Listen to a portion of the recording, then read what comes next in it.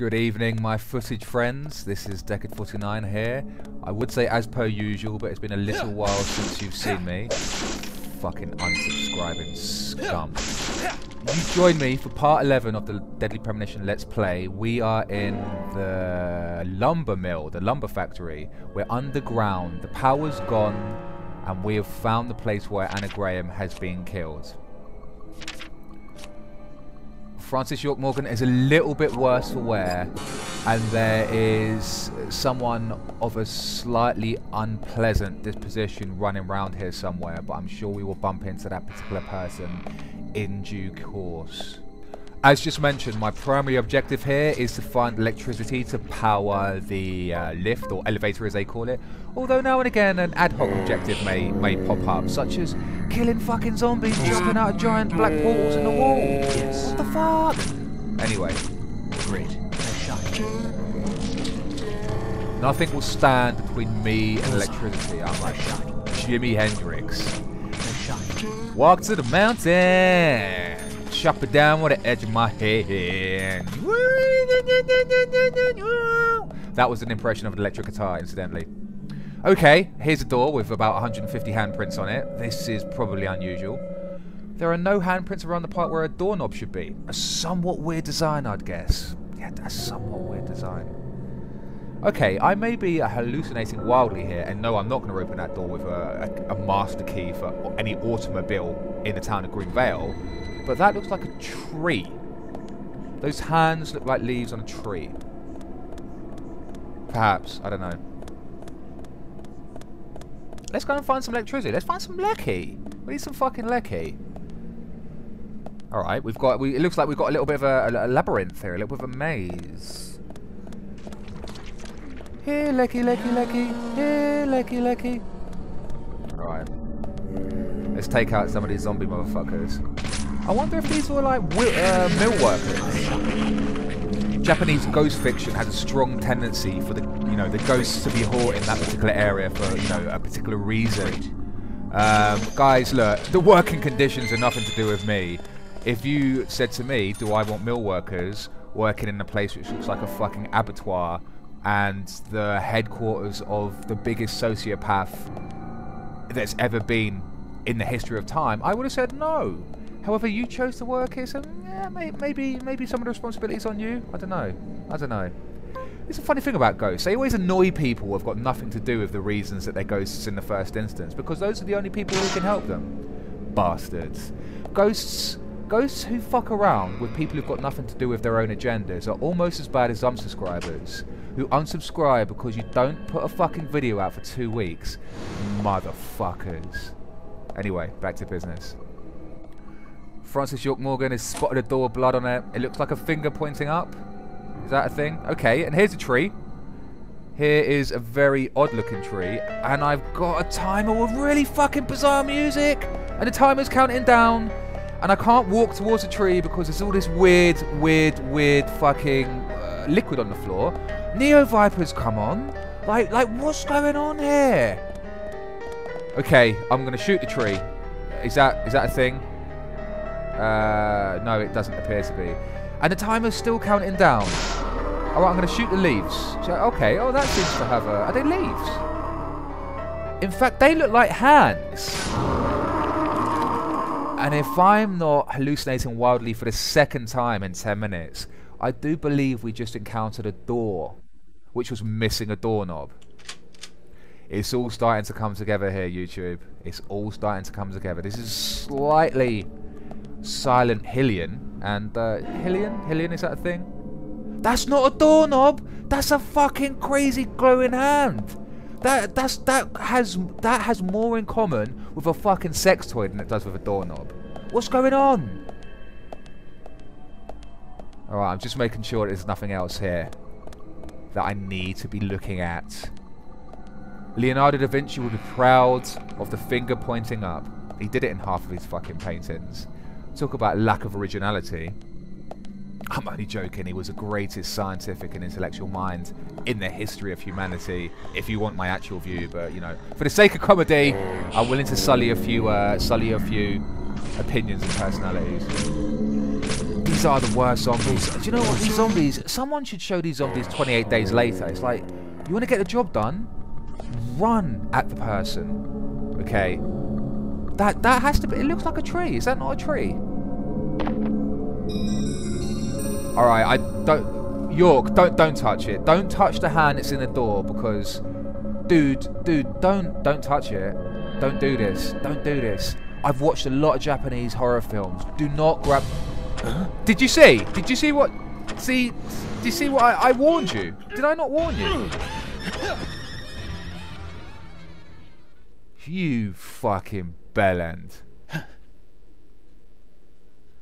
Okay, so... You peeled a fake fingernail off the fake hand which came off a very alive tree which played like music from a fucking amusement park. Hang on. Let's profile. Let's do this thing. There's Anna Graham. Corset it up. She's gagged. She's waiting to get a little bit of nook. Come here. What she ended up getting was stabbed in the stomach repeatedly with a reasonably sharp object. You know, it wasn't that sharp. He had to put quite a lot of force in it. Look how big his arms are. She tries to get away. Crap. Jeez. Don't try and open the door with one finger. Like, who do you think you are? Jesus. Oh, that sound effect is not good. I don't want to see her intestines. I don't know Graham's dead. And that's why we're here. Didn't shed any major light, to be honest. We have a more illustrated version of her death, but I'm not entirely sure that's a good thing. Like, I dream about this shit sometimes. I need to stop playing this game, to be honest. But I can't.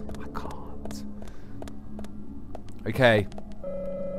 Let's observe. A valve controlling the steam engine is worn and could crack quite easily. Best not to touch it then, my good man. Best not to touch it. And if that doesn't telegraph a future fucking plot contrivance or a mechanic contrivance, then my name is not fucking Deckard York 49. It's been a while since I got some agent honor. That's a nice mirror. Okay. So the killer's walking right behind me. York, don't turn around. Don't, like, just stare into the mirror. Pout. You're not Daniel Craig. Jeez. Crap, jeez. Why did the killer just walk past me? I thought I was on his hit list. Like, literally. He wants to hit me with a gigantic axe which emits fucking sparks when he drags it along the floor. Okay, well, do you know what? I can think of a couple of things that would be the, you know, the safe things to do at this point. Number one on that particular list would not be following the guy. Dude, York, why are you following him? He's got a big axe, and he's got a raincoat, and we're inside where there's no rain. That tells you two things. A, the man has a very, very dangerous weapon, and C, the notion of logic is not something that he has a great amount of time for. Here we go. York, why don't you just press A on the controller? You could have dodged this. Why did it come to this? Dude, left, right. Come on, evade.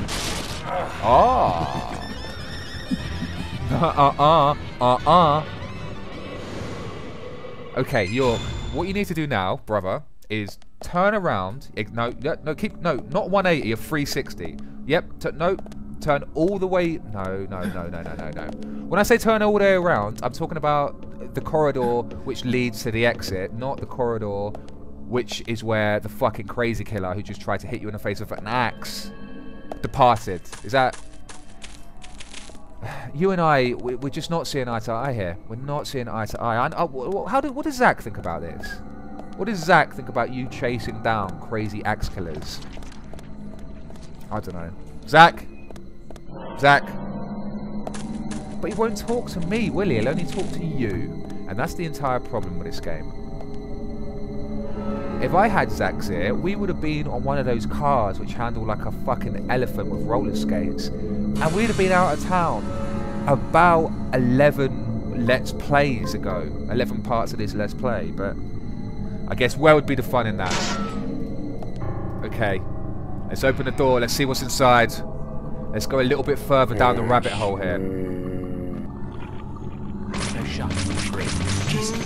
I would imagine it can't be too much further at this point. We have descended to quite a significant depth within this particular factory. I mean, look, you can see water to the right of the screen. We're actually breaking into pools, reservoirs of natural water here.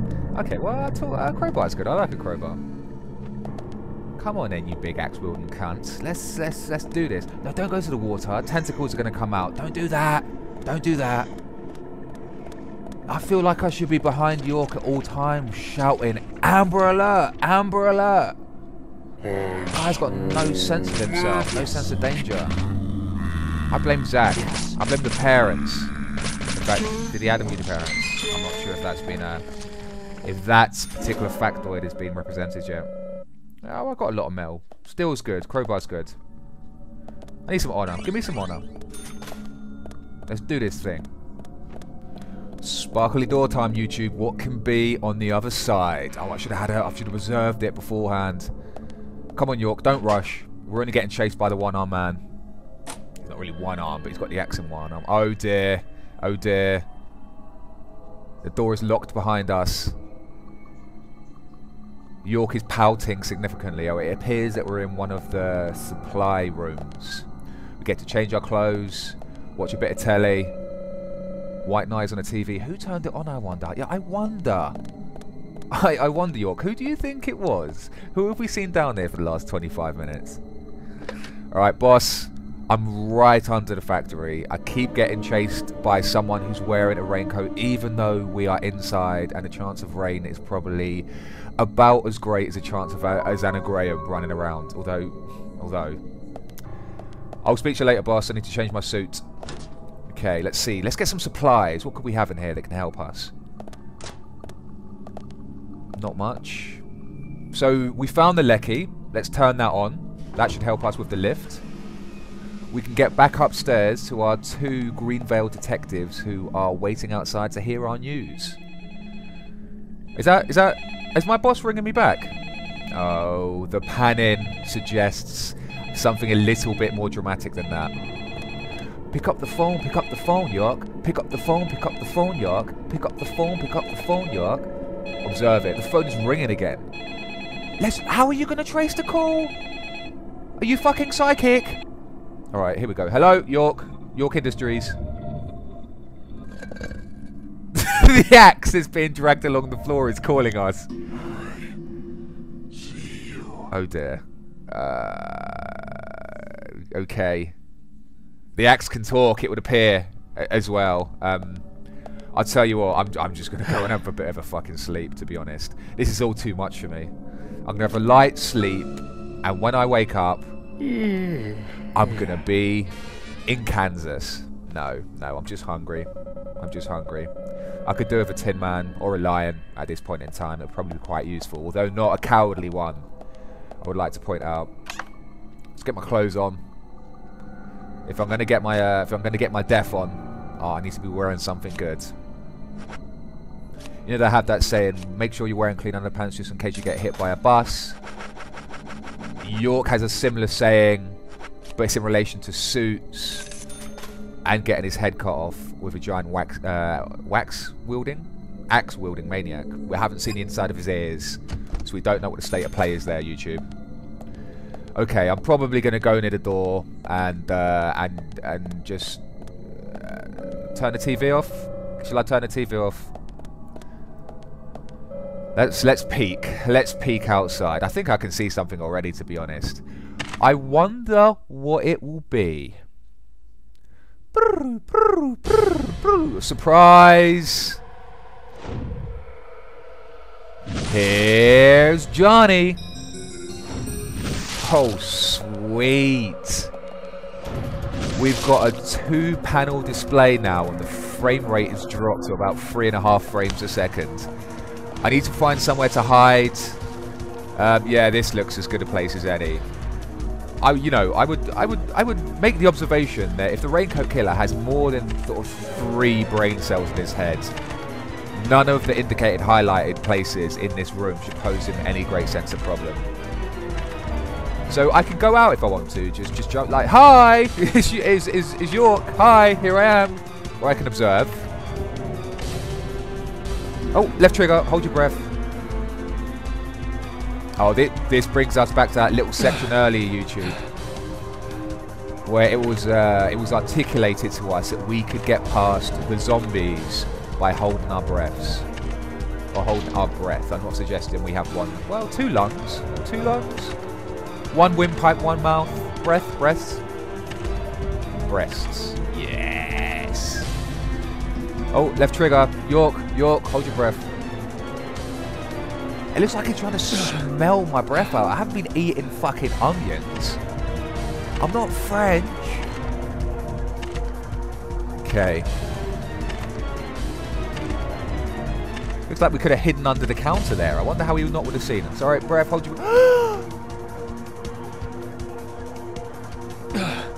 But we can shout as loud as we want because his ears are not working too well. Yeah, it's the wax. The wax murderer. Alright, it looks like we might slip one past him here, YouTube. Although, once again, why wouldn't you just not stand outside? Like, just pull up a chair, sit next to the doorway, flick the TV on so it's actually playing something, and just wait. I'm hungry. I'm really hungry. I'm not going to last too long in this cupboard. I tell you what, I'd probably make quite a good... I'd probably make quite a good killer myself. I wouldn't fall for any of these tricks. Okay. Oh, wax murderer. Oh. Oh, just hang on. It's not a fucking boomerang. How's it in his hand when he just chucked it 2 seconds ago? Clip through the wall. Fucking evanescent axe. The axe is from the Celestial Forest. Don't ask it to tell the time. It can use a phone, but if you ask it to tell the time, you're fucked. Okay, York, really, he's just... Zach, this is a waste of time. Let's go. He just walked out the doorway about 2 seconds ago, dude.